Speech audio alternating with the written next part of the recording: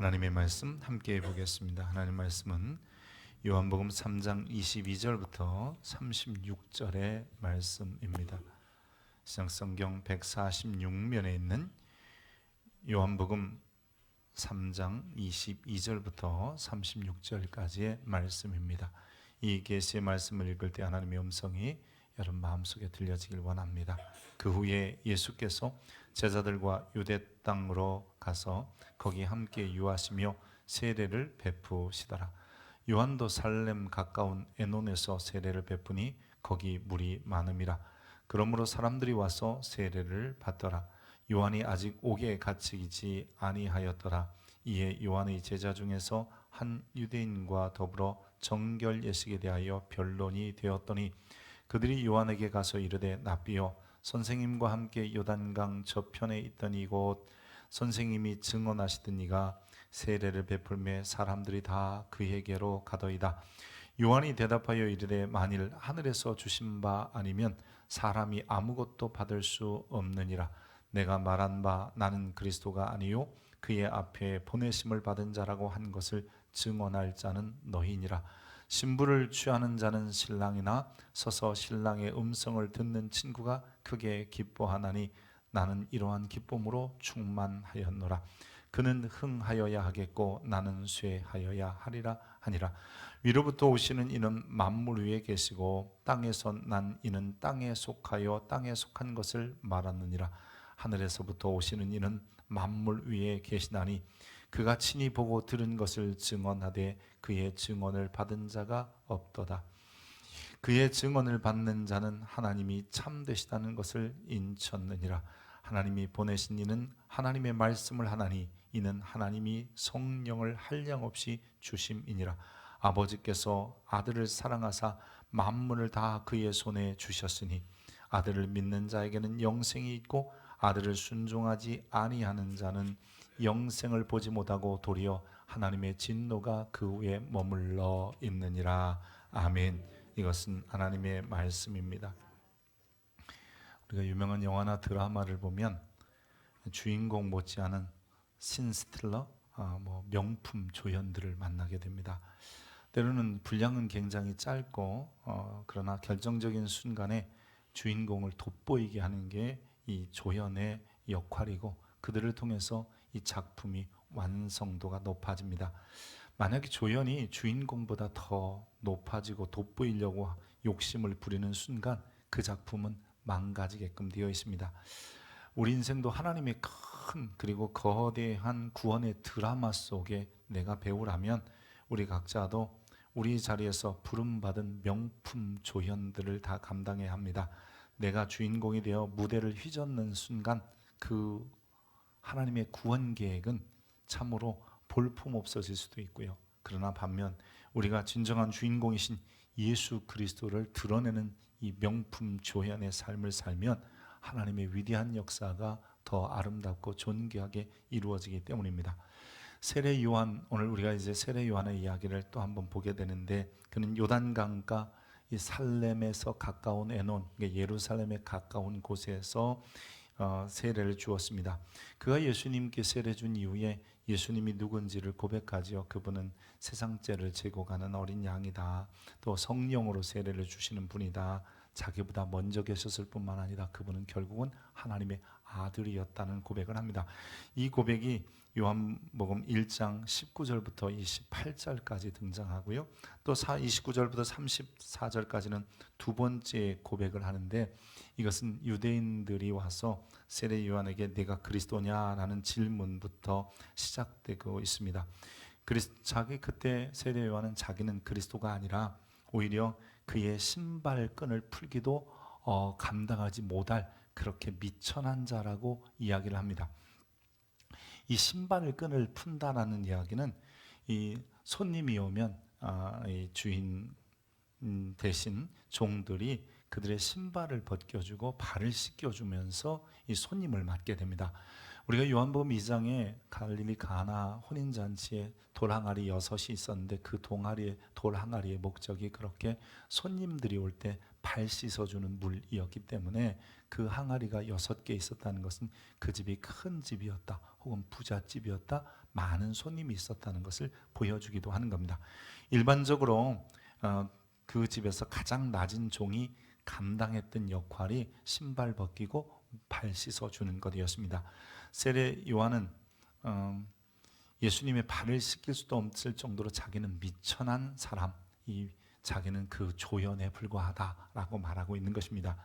여러분, 세계적인 피아니스트들이 연주하는 것을 보게 되면 참 아름다운 선율들을 만들어내지요. 저도 어느 때에 1억이 넘는 피아노가 있는 곳에 가서 한번 이 독주회를 참석해 본 적이 있는데 너무 선율이 좋더라고요. 하지만 그 완벽한 선율 뒤에는 공연 전 몇 시간 동안 허리를 굽히면서 이 건반 하나하나를 조율하는 조율사가 있다는 것을 기억해 보셨습니까? 보통 피아노는요, 한번 움직이면 또다시 조율을 해야 된다고 해요. 조율사의 사명은 연주자를 빛나게 하는 것이지 자신은 무대의 주인공이 되는 것이 아닙니다. 요한은 이렇게 살았던 사람이고, 자기를 통해서 그리스도만 드러내기를 원한다면 자기는 그게 가장 아름다운 삶이라고 생각했던 것입니다. 그래서 요한은 늘 많은 사람들 앞에 주목을 받았고 인기를 끄는, 즉 그 당시에 굉장히 핫한 사람이 바로 요한이었습니다. 그럼에도 불구하고 그는 자기보다는 예수님을 드러내기를 원했던 거예요. 그분은 세상 죄를 지고 가는 하나님의 어린 양이다.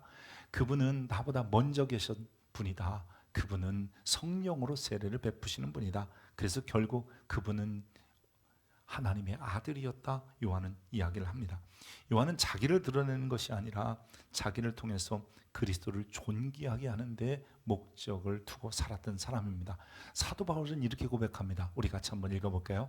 나의 간절한 기대와 소망을 따라 아무 일에든지 부끄러워하지 아니하고 지금도 전과 같이 온전히 담대하여 살든지 죽든지 내 몸에서 그리스도가 존귀하게 되게 하려 하나니.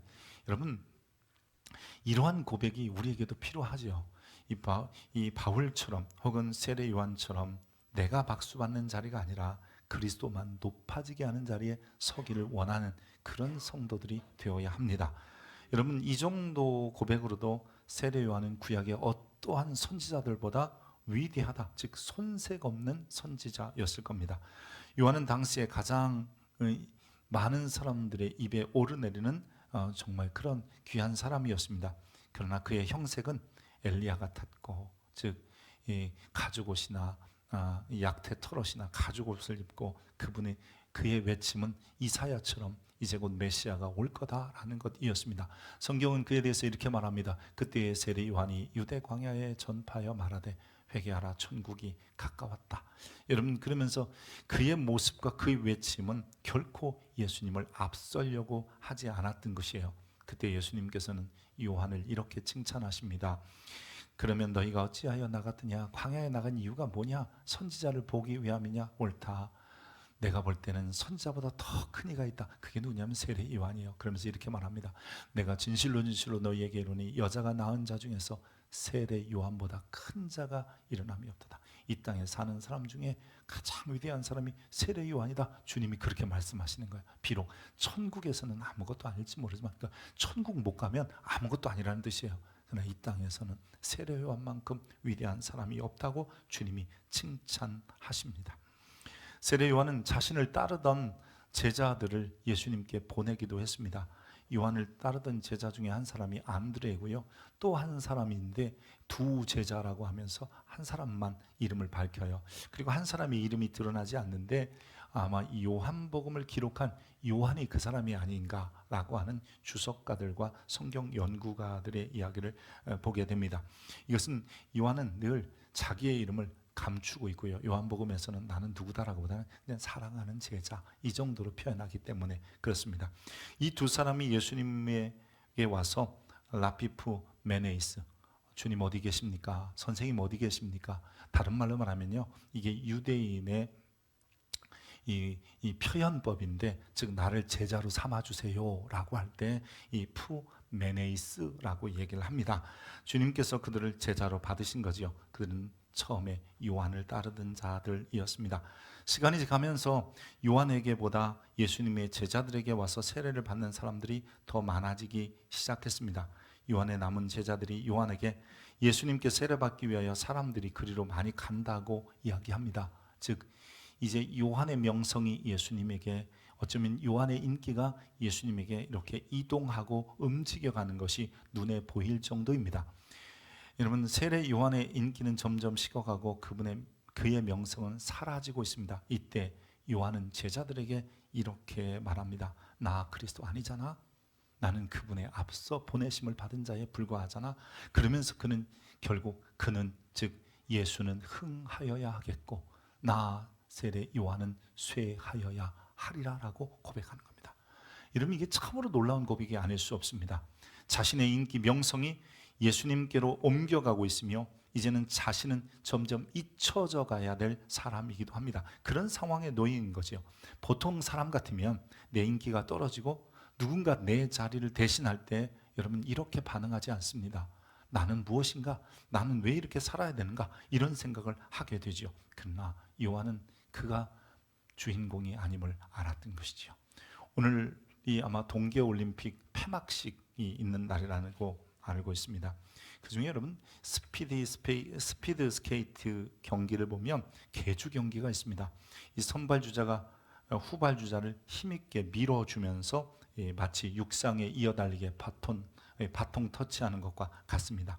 앞선 주자가 아무리 빨리 달려도 다음 주자를 밀어주지 않으면, 즉 터치하지 못하면 그것은 실격이 되는 거죠.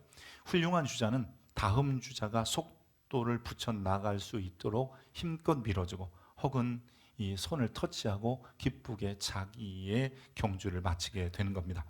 여러분, 내가 다음 사람에게 터치하는 순간까지 멈추지 않는 신앙의 경주, 그래서 결국은 우리들의 신앙도 결국 멈추지 않는 신앙이 될 때에 하나님 앞에 존귀한 모습이 되기도 합니다. 요한은 자신의 제자들이 예수님께 가는 것을 보고 내 인기가 떨어지네 한탄하지 않았습니다. 인간적으로 보면 요한에게는 위기이며 분명한 실패인 상황처럼 보여집니다. 그런데 요한의 반응은 나는 쇠해도 되고 그분만 흥할 수 있으며, 그러면서 요한은 좀 더 깊은 예수님이 누군지를 좀 더 깊이 고백하고 증언하고 있습니다. 특별히 오늘 본문에도 보면 제자들에게 예수님이 하나님의 아들이라고 말했을 뿐만 아니라 이제부터 나는 신랑 아니 신부 아니잖아. 그러면서 신부의 친구들이 신랑 온다는 소리를 기뻐하는 것처럼 나는 그런 사람이야. 그러니까 이제 너희가 그 일을 증거해야 되지 않아? 라고 말하고 있는 것이죠. 여러분, 세례요한이 앞서 요한복음 1장에서 고백한 것만으로도 위대한 고백인데 오늘 본문 31절부터 36절까지 그의 위대한 마지막 고백을 담고 있습니다. 어쩌면 본문이 암시하듯이 요한이 아직 옥에 갇히지 않았다라는 말을 굳이 쓰고 있는 것은 곧 갇힐 것이고 앞으로 순교의 자리에 설 것이다. 즉 순교의 날이 가까웠다는 것을 증언하는, 즉 이야기하는 것입니다.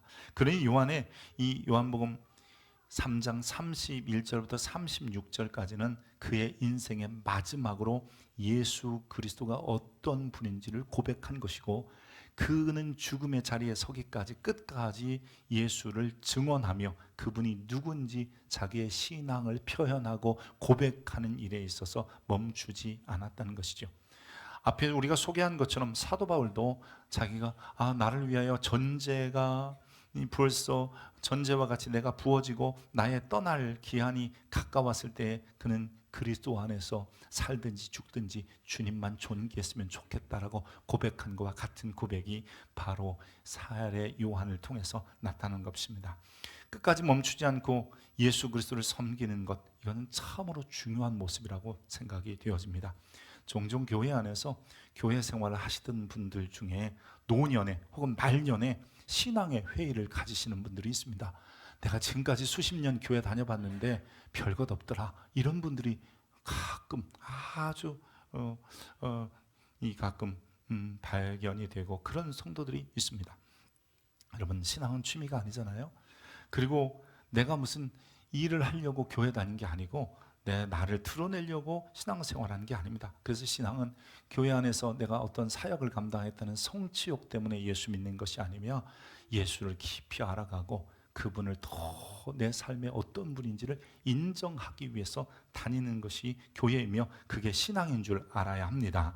우리가 다만 예수 그리스도를 더 깊이 알아가고 그분이 계신 자리에 더 함께 거하려는 것이 신앙이지, 단순히 취미나 아니면 내가 그래도 교회 가서 한 자리 해야지 이러려고 신앙생활하는 것이 아닙니다. 그래서 우리에게 중요한 것은 주님 오시는 그날까지, 주님 앞에 선 그날까지 내가 예수를 깊이 알아가고 그분에 대한 신앙을 결코 멈추지 말아야 하는 것입니다.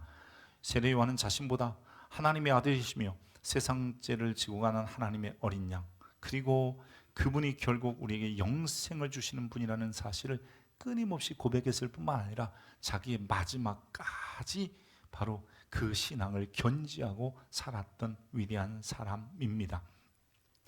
어쩌면 요한은 이런 신앙을 가졌을 것 같아요. 나는 간 것 없고 구속한 주만 보였으면 좋겠다.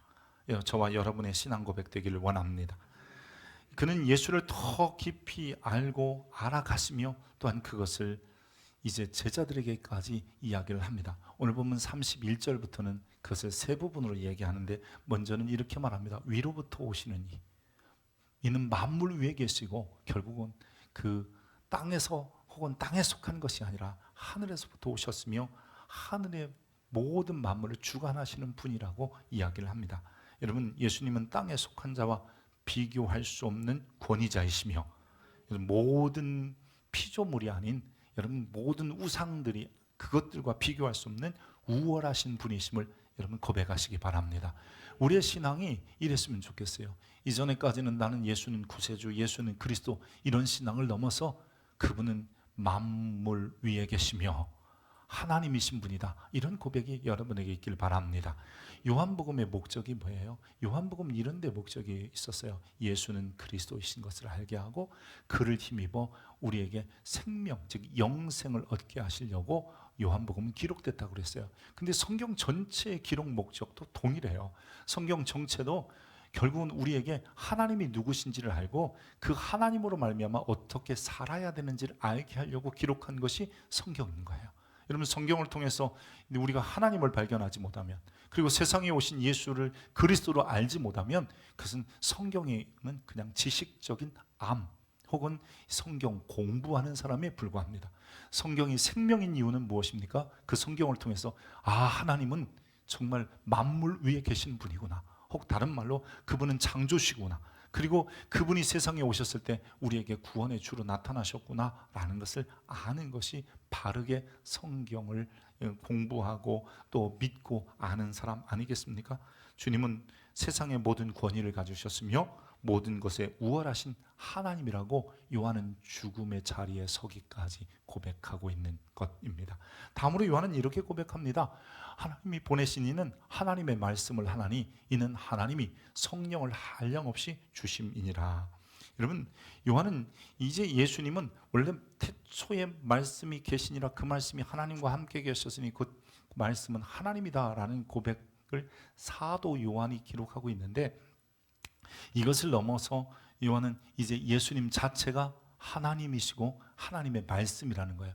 그분은 성령이 한량없이 부어졌다는 말은 무슨 말이냐면, 여러분 디모데후서 3장 16절에 보면 모든 성경은 하나님의 감동으로 된 것으로, 즉 창세기부터 계시록까지 다 하나님의 감동으로 쓰여진 책이잖아요. 근데 하나님이신 그분이 직접 오셔서 말씀하시는 거니까 당연히 하나님의 말씀이시며, 예수님이 하신 모든 행동은 하나님의 행하심, 하나님의 일하심이 되는 것입니다.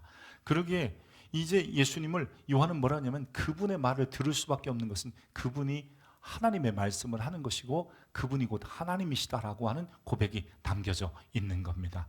여러분, 요한복음의 가장 정점에 있는 신앙 고백은요, 1장에 수없이 예수가 누구다라고 얘기하면서 그것을 하나씩 하나씩 증명해 가는 것이 요한복음입니다. 그 중에 예수님이 7가지의 자기 선언과 7개의 기적을 통해서 증명하는데, 제일 마지막에 이 요한복음을 통한 정점은 이 도마를 통해서 이런 고백을 합니다. 예수는 나의 주시며 나의 하나님입니다. 아멘입니까? 여러분, 이런 고백이 여러분의 고백 되기를 원합니다. 끊임없이 이런 고백이 좀 성숙하고 성장해가고 깊어져야 되는 거예요. 단지 예수님은 나의 구원자야 이 정도로 알지 말고 그분은 왕이시고 그분은 하나님이시며 나의 주라는 고백으로 점점 깊어지기를 축복합니다. 더욱이 그분의 말씀은 하나님의 말씀이고 그분의 인격은 하나님이시기에 우리는 그분을 통해서 하나님을 알게 되는 거고, 특별히 이제 그분이 말한 단순하게 몇 마디의 언어가 아니라 성경 전체가 하나님의 말씀임을 알면 여러분 그 말씀이 우리에게 놀라운 일을 가져다 줍니다. 여러분 로마서에 말하는 것처럼 믿음은 들음에서 나고 들음은 그리스도의 말씀으로 말미암다 그랬어요. 왜냐하면 그분이 하나님이시고 그분의 말씀은 하나님의 말씀이시기 때문입니다. 여러분도 말씀을 가까이 할 수 있기를 축복합니다. 여러분 마지막으로 이 요한은 이런 고백을 하나 더 붙입니다. 아버지께서 아들을 사랑하사 만물을 다 그의 손에 주셨으니 아들을 믿는 자에게는 영생이 있고 아들에게 순종하지 않은 자는 영생을 보지 못하고 도리어 하나님의 진노가 그 위에 머물러 있다라고 얘기합니다. 여러분 이 마지막의 고백은 예수 그리스도를 통해서 하나님이 주시는 영원한 생명을 얻게 된다는 거예요. 근데 이 영생이라는 말이요 그냥 영원히 산다 이런 개념보다는요, 요한복음이 말하는 영생이라는 개념은 시간적으로요 하나님의 시간 속으로 사람이 들어가게 된다는 거예요. 이걸 다른 말로 이터니티라고 하는 거예요. 영원히 산다. 우리가 생각할 때는 사람은 유한하니까 항상 우리들은 죽느냐 사느냐의 문제에 굉장히 골똘합니다. 그러나 하나님은 영원 전부터 영원까지 계시는, 결코 누구에게서 나지도 아니하시며 죽지도 아니하시는 분이에요. 근데 그 하나님이 우리를 그분의 시간 속에 이렇게 들어오게 하시는 거예요. 여러분 그 시간 안에 있기를 원합니다. 여러분 영생이 뭐예요? 그분의 시간 속에서 내가 지금 살아가고 있는 거예요. 그래서 지금 그 시간 속에 있는 사람은 내 위치가 땅이든 지금 내가 살고 있는 삶의 자리가 이 땅이든 아니면 여러 가지 복잡한 문제 속에 있든 그거에 상관없는 거예요. 나는 그분의 시간 속에 있고 나는 그분 속에 있는 겁니다. 그리고 그것이 이제 장소적으로 변해서 영원한 나라에 들어가도 우리는 거기에서도 여러분 그 영원을 누리게 되고 그 영생을 지켜가게 되는 겁니다. 아들이 있는 자에게만 그런 거예요. 여러분 이 세례 요한의 이 위대한 고백을 요한 1서 사도 요한이 다시 한번 되뇌입니다. 요한 1서 5장에 보면 아들이 있는 자에게는 생명이 있고 아들이 없는 자는 생명이 없느니라 라고 그가 요한 세례 요한의 고백을 사도 요한이 받아서 다시 한번 기록하고 있는 겁니다. 사랑하는 성도 여러분, 여러분이 정말 예수 그리스도가 생명을 주시고 영원한 하나님의 시간 속에 우리를 이렇게 들어가게 하시는 분을 믿으시기 바랍니다. 그 주님을 믿는 거 위대한 거예요. 이런 고백이 계속 되는 겁니다. 요한은 처음에는 그냥 먼저 계신 분 하나님의 어린 양 그러더니 이제는 그분만이 만물의 주권자로서 우리에게 하나님의 시간 속에 들어가게 하시는 분, 그분만이 하나님의 말씀, 심지어는 그분만이 위로부터 오신 분, 그래서 모든 것에 뛰어나고 초월하신 분이다 라는 고백을 하고 있는 것입니다. 요한은 예수님에 대한 신뢰와 확신을 그의 마지막 순간까지 멈추지 않았습니다. 우리도 예수님에 대한 이 암 혹은 예수님에 대한 믿음, 그리고 그분이 어떠신 분인지를 경험하는 일을 끊임없이 멈추지 않고 계속해야 되는 거죠. 처음 주를 만났을 때 예수님이 친구 같고 예수님이 기도를 응답하시는 분 같고 예수님은 나를 돕는 분 같은데 어느 순간부터 이제 우리는 그분을 좀 더 깊이 알아가게 되는데 그분은 나의 주인이시구나, 그분은 나의 왕이시구나, 그분은 하나님이시구나, 이런 고백으로 우리가 좀 더 나아가야 되고, 지금보다는 내일이, 오늘보다는 다음 날들이 앞으로가 더 깊은 신앙의 자리로 예수를 깊이 알아갈 수 있는 여러분 되시길 바랍니다. 그래서 우리가 멈추지 말 일은 그거예요. 주님을 깊이 알아가는 것, 주님을 좀 더 알아가는 것. 요한복음은 끊임없이 그 이야기를 하는 겁니다. 그렇게 주님을 알아야 이런 얘기도 하는 거 아니에요? 내 양을 먹이라, 내 양을 치라, 내 양을 먹이라, 이런 얘기도 하는 거고요. 그래야 빛 가운데 살으라는 얘기도 하는 겁니다. 우리 주님을 알지 못하면 여러분 결국은 나를 위하여 혹은 이 자기의 의를 위하여 살아갈 수밖에 없고, 심지어는 신앙에서 가장 큰 적이 뭐냐면 자기의 의를 위하여 신앙생활하는 거예요. 자기의 의를 위하여 교회 생활하는 게 가장 큰 적이에요. 그냥 우리는 주님을 사랑하고 주님을 알면 알수록 그분 안에서 삶이 당연한 것이니까 살아갈 수 있기를 축복합니다. 여러분, 예수님이 누구신지를 알고 인정하는 것은 지식적인 것에 그치지 않습니다. 그가 누구신지를 인정하면 그분을 경험하게 됩니다. 그분이 내 삶 속에 개입하시고 간섭하시고 지금 함께 하시는 것을 내가요, 여러분, 그분의 시간 속에서 마음이나 영적으로만 느끼는 게 아니라 내 삶 전체를 통해서 경험하게 되는 겁니다. 요한복음 14장 21절 같이 읽어봅니다. 나의 계명을 지키는 자라야 나를 사랑하는 자니 나를 사랑하는 자는 내 아버지께 사랑을 받을 것이요 나도 그를 사랑하여 그에게 나를 나타. 성경이 이렇게 말합니다. 내가 그에게 나타나 줄 거다.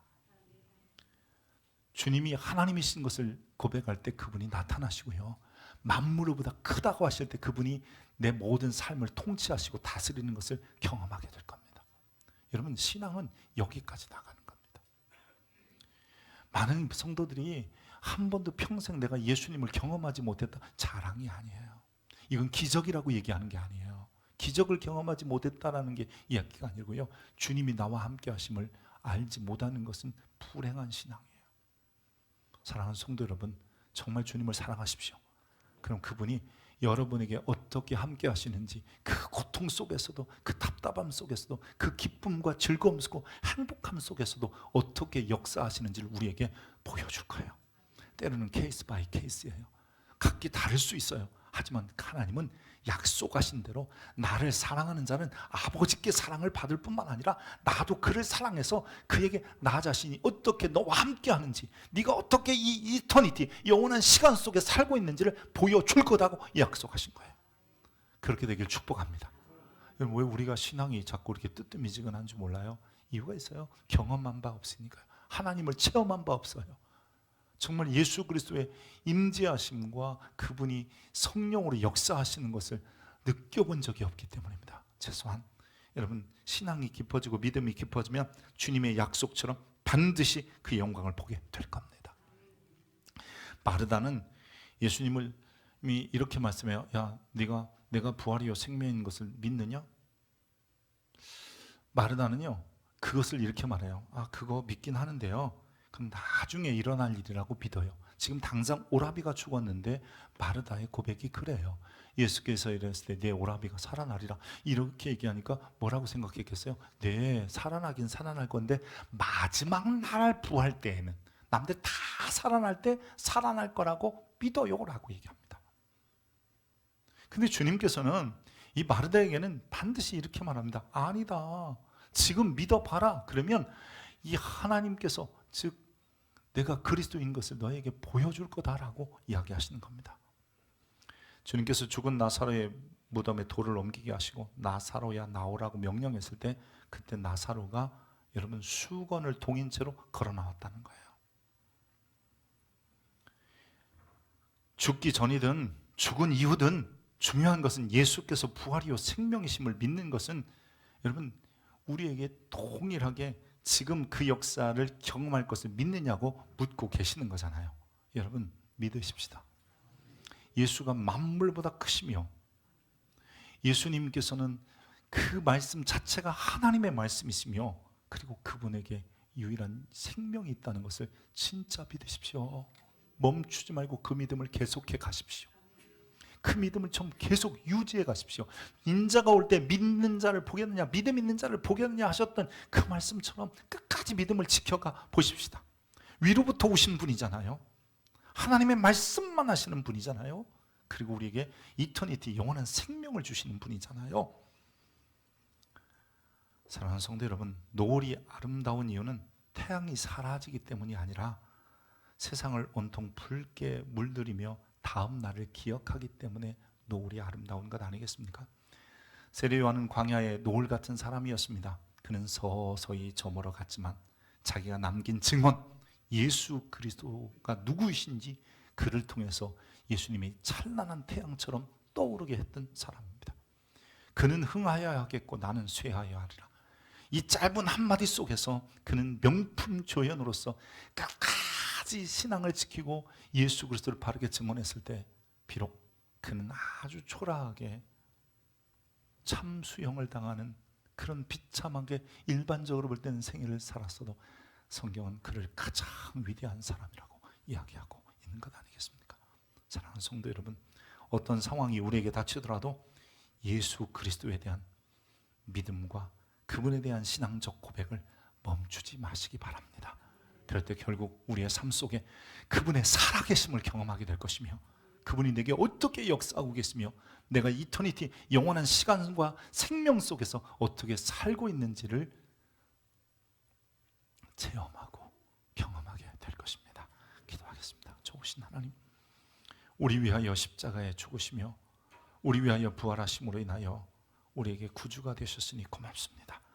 이제는 그 구주 예수뿐만 아니라 그분이 하나님이시며 그분이 하늘로부터 만물을 다스리며 나를 다스리시는 왕이심을 인정하게 하시고, 그분 안에 들어가는 영원한 생명, 그래서 그 영원한 생명 속에서 하나님 나라를 이루며 살아야 된다는 것을 우리가 고백하고 시인하며 살게 하여 주옵소서.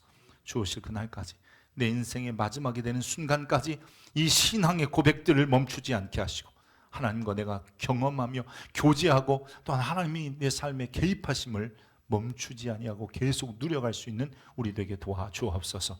명품의 조연이라도, 아니 그래서 작은 단역이라도 주님만 존귀하게 할 수 있다면 이 구원의 큰 드라마 속에 쓰여지길 원합니다. 예수 그리스도 이름으로 기도합니다.